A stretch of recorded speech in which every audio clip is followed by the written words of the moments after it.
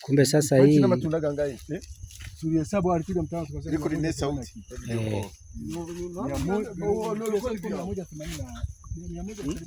180 ngapi? 183 kwa mche mmoja, na ambao tayari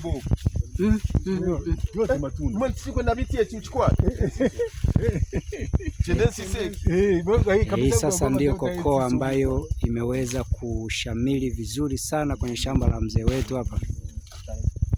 Kokoa iko vizuri kabisa, imeweka matunda 180, lakini pia ukiangalia kokoa hii